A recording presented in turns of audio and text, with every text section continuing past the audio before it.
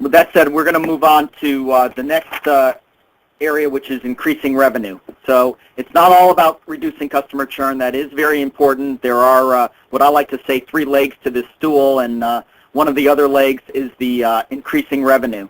The nice thing about dotDefender is it works both in a Linux and Windows environment, but also it's a solution that works within dedicated virtual, shared, and cloud environments. And we'll get Robert to expand on that a little bit.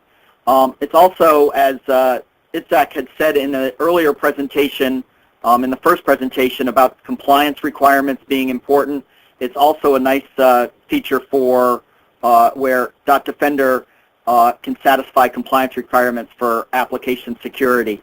And then obviously the flexibility with some of the tools and capabilities within dotDefender to allow bundling, and we'll get into that a little bit.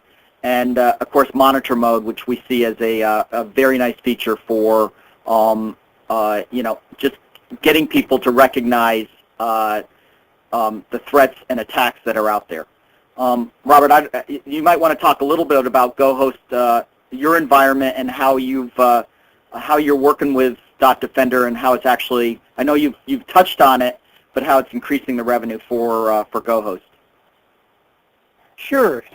Well, because we're able to use dotDefender in a mixed environment, whether it's dedicated or virtual or cloud, or even shared. I mean, with shared web hosting, and on Windows or Linux, we're able to offer it for everyone as an option.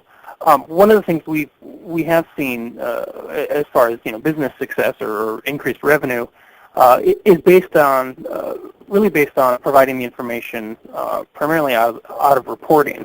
That's been the one area where we can even make a tiered level of service where we have you get a certain baseline at the standard level, and then we have a number of folks that have either more complex requirements within their applications, or they have compliance needs, and we can help them with that. Of course, like any business, the more complex or the larger list of requirements, the more is involved, so it's more expensive.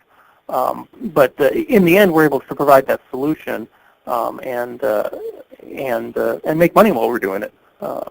So hopefully everyone wins in that scenario. Now,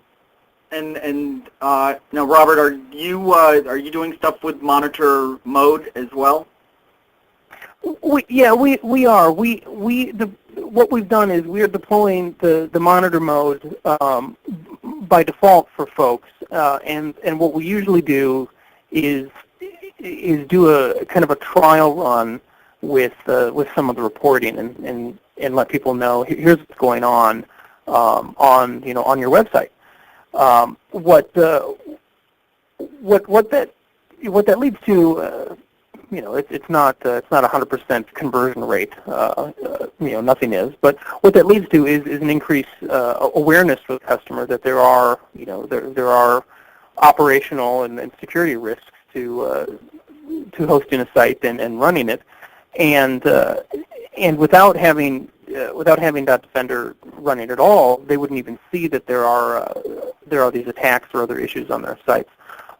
What we have seen some success with is looking at some of the more critical exploits and recommending to someone, you really need you need to fix this.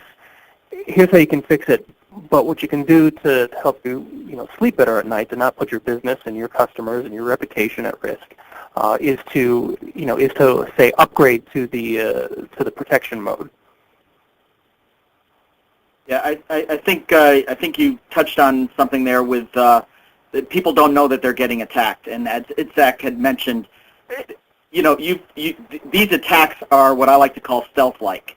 Once they identify the vulnerability and they're able to attack your website and web applications, it's just a matter of stealing the data, financial data, anything that they can get their hands on they don't want you to know that they're able to do that. They want you to continue to add credit cards or Social Security numbers or addresses or names, and they want to continue to take that data and use it for bad things.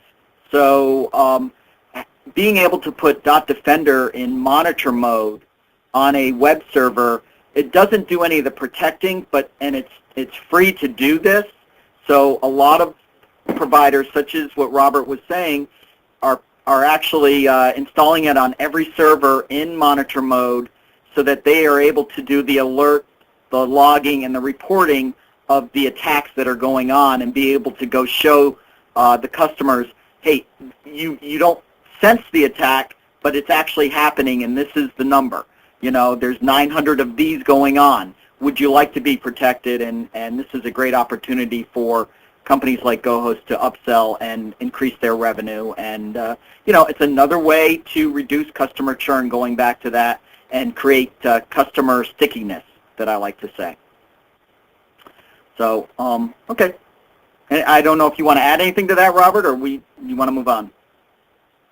Yeah, no, I mean, I think that's the essence of it. It's our approach is not to make it a real scare tactic, but I think especially this year has shown, and we've heard that from a lot of the folks that we've approached. They're starting to get the need for security, and are doing the math themselves, saying that I can't afford the damage to my sales operations or my customer relationships, my brand, my image. We have to have something that keeps the bad guys at bay. Great, good point.